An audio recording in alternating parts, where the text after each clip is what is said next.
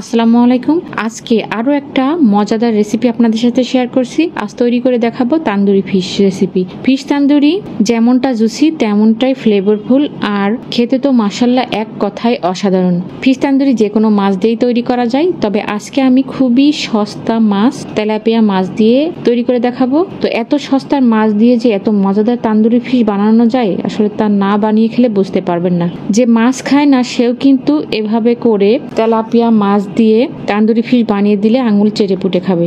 আজকের ফিশ তান্দুরি বানাতে এখানে আমি দুটি বড় সাইজের তেলাপিয়া মাছ নিয়েছি, আর মাছ দুটিকে এভাবে করে ডিপ ডিপ করে কেটে নিয়েছি। এমন ভাবে কাটতে হবে যেন মাছের মাংস থেকে মাছের কাটা পর্যন্ত ডিপ হয়ে কেটে যায়।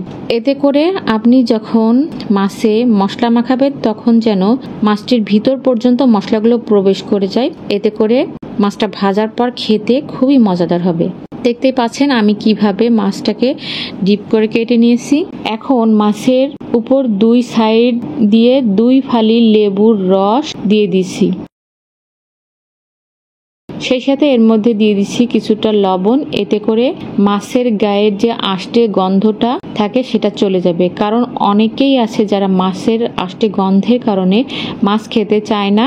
তো তাদের জন্য ছোট্ট একটা টিপস, যে কোনো মাছ রান্নার আগে আপনারা মাছে যদি একটু লবণ আর লেবুর রস মাখিয়ে রাখেন কিছুক্ষণ, তারপরে ভালো করে চটকেটাকে ধুয়ে নেন, তাহলে দেখবেন মাছের আষ্টে গন্ধটা একদমই থাকে না। লেবু আর লবণ মাখিয়ে মাছটাকে আমি 15 মিনিটের জন্য এভাবে করে রেখে দেব। 15 মিনিট পর আমি মাছটাকে খুব ভালো করে কষলে ধুয়ে নিয়েছি। এখন আমি মাছ মেরিনেট করার জন্য প্রথমেই নিয়ে নিচ্ছি 2 টেবিল চামচ টক দই। তারপর দিয়ে দিচ্ছি 2 টেবিল চামচ লাল মরিচের গুঁড়া, 1 চামচ কাশ্মীরি মরিচের গুঁড়া। এতে কিন্তু ঝাল হবে না, তবে মাছ ভাজার পর খুব সুন্দর একটা কালার হবে। এখন দিয়ে দিচ্ছি 1.5 চা চামচ হলুদ গুঁড়া, 2 চা চামচ গরম মশলার গুঁড়া, 1 চা চামচ ধনিয়া গুঁড়া, দিয়ে দিচ্ছি তান্দুরি ফিশ মশলা 1 টেবিল চামচ। তারপর এখানে দিয়ে দিচ্ছি ফ্রেশ কালো গোলমরিচের গুঁড়া 1/2 চা চামচ, দিয়ে দিচ্ছি স্বাদ মতো লবণ। এখন দিয়ে দিচ্ছি 1 চামচ আদা বাটা, 1 চামচ রসুন বাটা। এখন মশলাকে প্রথমে আমি চামচের সাহায্যে ভালো করে মিশিয়ে নিচ্ছি। তারপর সব মশলাগুলোকে হাত দিয়ে ভালো করে মাখিয়ে নিচ্ছি। এখন মাছের সাথে মশলাগুলো খুব ভালোভাবে মাখিয়ে নিতে হবে। মশলাগুলো মাছের গায়ে এবং কাটা অংশে এমনভাবে প্রবেশ করাতে হবে যাতে মাছের প্রতিটা অংশে মশলাগুলো ঢুকে যায়। এতে করে মাছের মধ্যে লবণ ঝাল খুব ভালো করে ঢুকবে, আর খেতেও কিন্তু খুব ভালো লাগবে। মাছ মেরিনেটের উপরে কিন্তু নির্ভর করে আপনার মাছটা খেতে কতটা ফ্লেভারফুল হবে। আমি প্রথমে মাছের কাটা অংশের ভিতরে মশলাগুলো ভালোভাবে মাখিয়ে নিয়েছি। আঙুল দিয়ে মাছের কাটা অংশের ভিতরে আমি মশলাগুলো প্রবেশ করে দিয়েছি। সাথে মাছের পেটের ভিতরেও মশলাগুলো খুব ভালোভাবে মাখিয়ে নিতে হবে। এতে করে মাছ ভাজার পরে এতটাই মজার হবে যে এর সাথে আর কোনো কিছুরই প্রয়োজন হবে না, শুধু এটা দিয়েই কিন্তু ডিনার শেষ করা যাবে। পেটের মাঝখানে দেওয়ার পর প্রতিটা মাছের গায়ে মশলা আমি খুব ভালোভাবে মাখিয়ে নিয়েছি, আর এবার মাছের গায়ে খুব ভালোভাবে প্রলেপটা লাগিয়ে দিচ্ছি। একই প্রসেসে দুটো মাছেই আমি ভালো করে মশলা মাখিয়ে নিয়েছি। তারপর এটাকে আমি 1 ঘন্টা মেরিনেট করে রেখে দিব।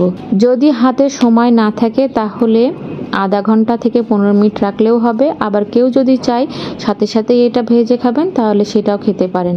এখন মাছটাকে ঢাকনা দিয়ে রেস্টে রেখে দিব প্রায় 1 ঘন্টার মতো। 1 ঘন্টা পর মাছটা কিন্তু খুব ভালোভাবে মেরিনেট হয়ে গেছে।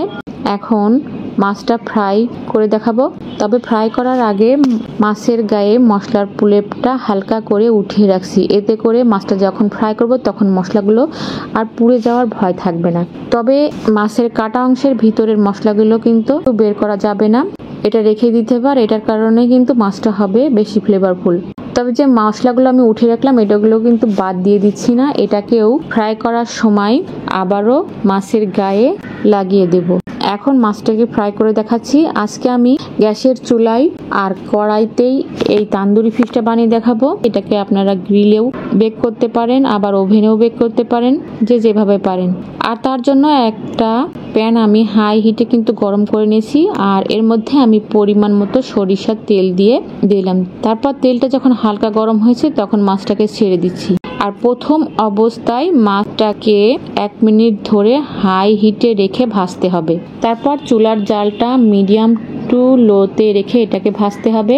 এমনভাবে ভাজতে হবে যেন মাছটা পুড়ে না যায়। তো এক পিঠ ভাজা হয়ে এলে আর এক পিঠ হাতা দিয়ে ধরে উল্টে দিতে হবে। এখন যে মশলাটা আমি উঠিয়ে রেখেছিলাম সেটা কিন্তু উপর দিয়ে ভাজা পিঠের অংশে কিন্তু আমি লাগিয়ে দিছি। এভাবে ভাজা মাছের এক পিঠে মশলা মাখিয়ে আরেক পিঠ উল্টে দিতে হবে।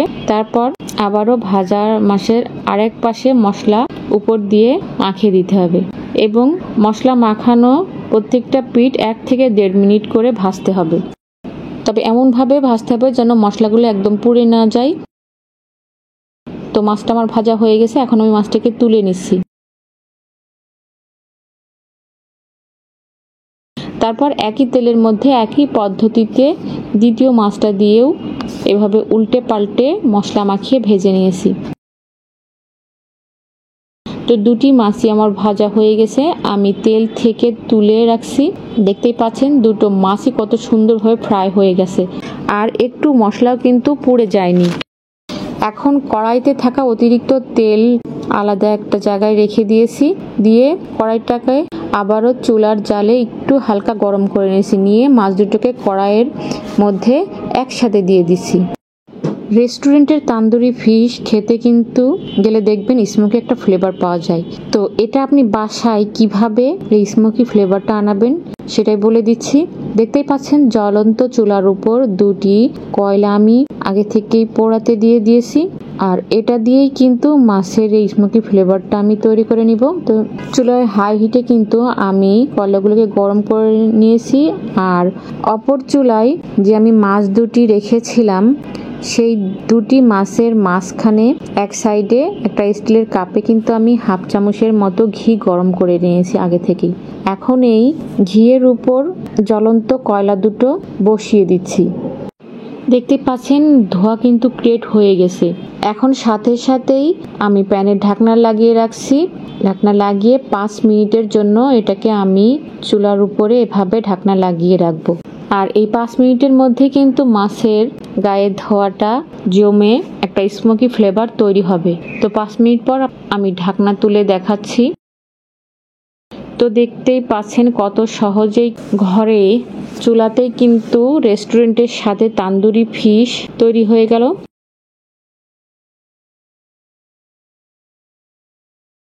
তো এখন আমি ধনেপাতা কুচি, কাঁচামরিচ আর পেঁয়াজ, কিছুটা লেবুর ফালি, শসা আর গাজর দিয়ে মাছটাকে পরিবেশন করে দিচ্ছি। চাইলে আপনারা যে কোনো সস বা মেয়োনেজের সাথেও মাছটাকে পরিবেশন করতে পারেন।